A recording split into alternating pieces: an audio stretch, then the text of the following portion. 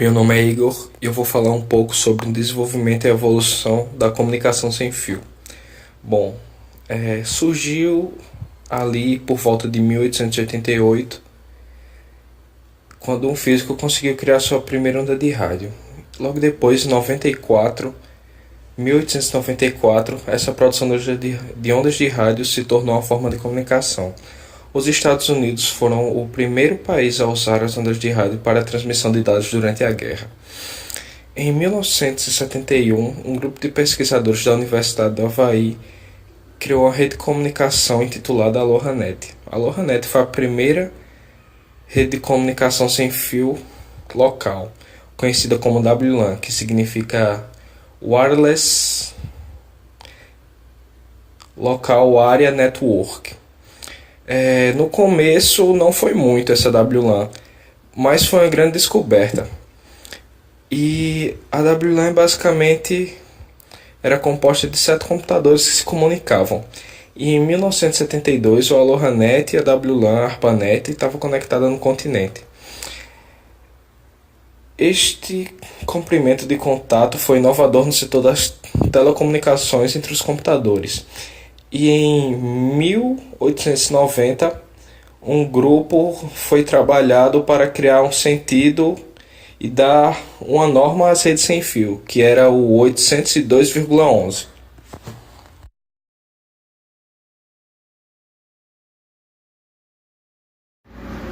O que é I3E 802.11?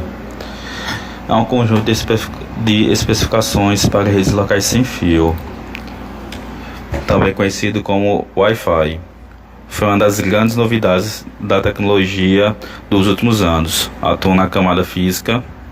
O 802.11 define uma série de padrões de transmissão e codificação para a comunicação sem fio. Atualmente, o padrão de fato e em conectividade sem fio para as redes locais. O crescente número de hotspots e computadores portáteis novos já sai de fábrica com essa interfaces I3E 802.25. A rede I3E possui como principal característica transmitir sinal sem fio através de ondas.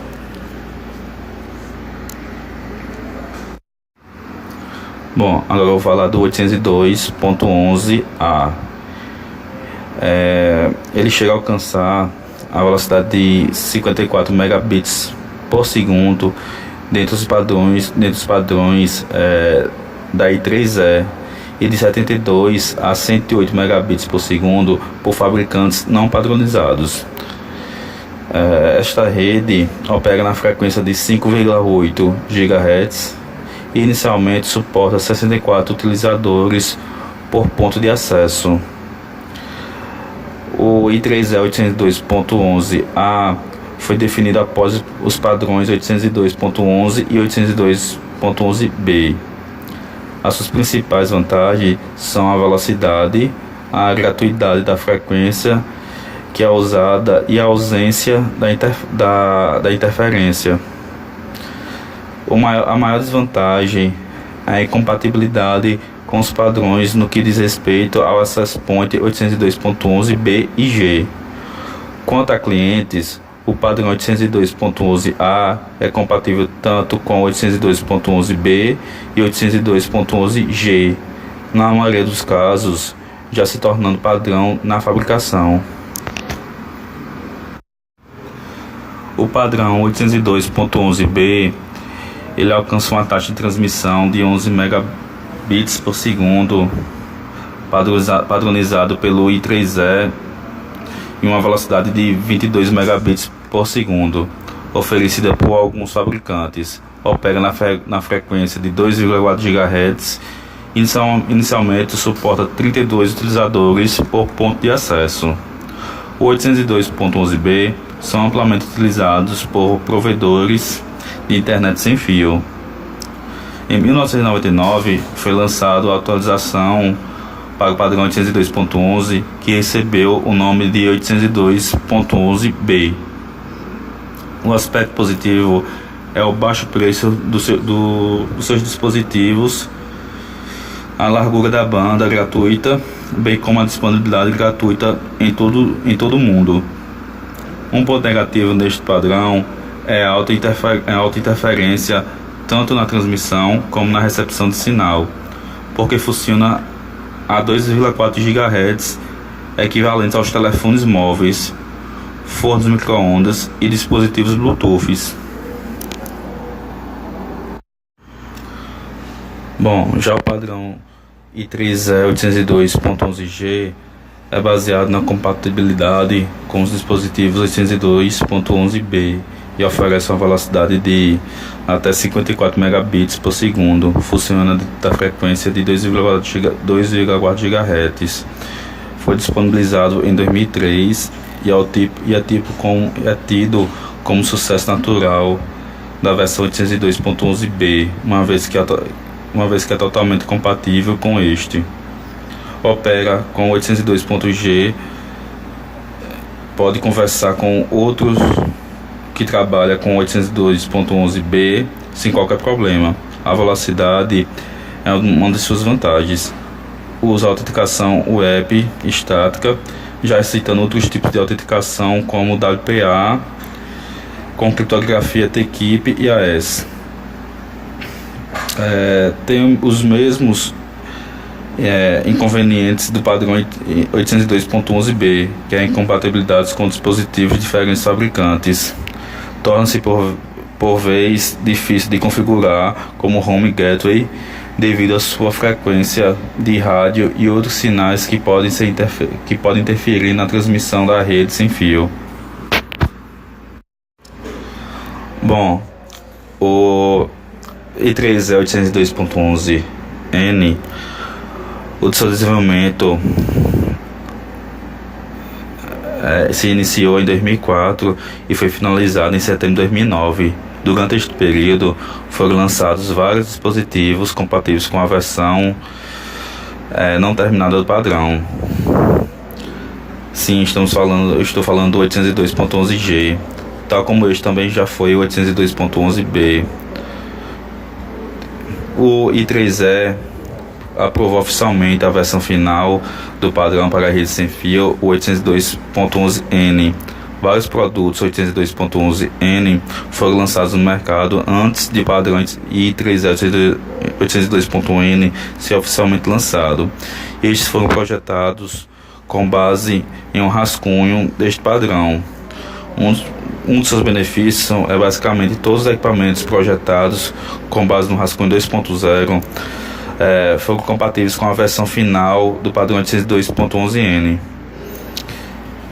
Também teve como principal característica o uso do esquema chamado MIMO, que é o Multiple Input e o Multiple Output, capaz de aumentar consideravelmente as taxas de transferência de dados por meio da combinação de várias vias de transmissão, ou seja, de várias antenas.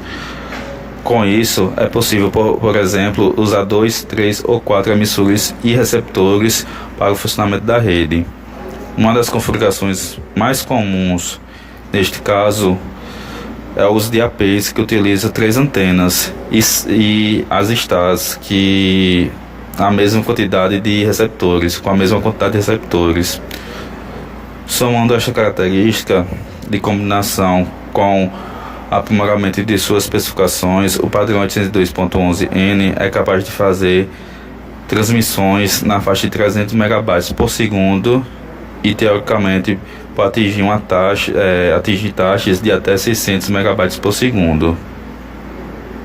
No modo de transmissão mais simples, como a via de transmissão, o 802.11n pode chegar na casa dos 150 megabytes por segundo. Em relação à sua frequência, o padrão 802.11n pode trabalhar com a faixa de 2,4 GHz e 5 GHz, e que torna compatível com os padrões anteriores, inclusive com 802.11a. Cada canal dentro dessas faixas possui, por padrão, uma largura de 40 MHz. Um dos seus benefícios também é que esse padrão 802.11 N possivelmente poderão ser realizados ao upgrade da firmware para ser 100% compatíveis com o novo padrão. Isso é um benefício, mas também é um malefício, porque precisa de tempo para baixar a firmware e atualizar. Tempo é custo. E outros malefícios é a possibilidade de equipamento i3E 802.11n chegar ao mercado antes do lançamento do padrão oficial, sem compatíveis com suas versões final. Por mais rápido que fosse o padrão N, só permite que a conversa seja feita com um dispositivo por vez. E por fim, o padrão i3E 802.11ac, que teve como início em 1998. Esse padrão opera na faixa de 5 GHz e tem menos interferência. Ele é o sucessor do 802.11n. Suas especificações foram desenvolvidas quase que totalmente entre os anos 2011 e 2013.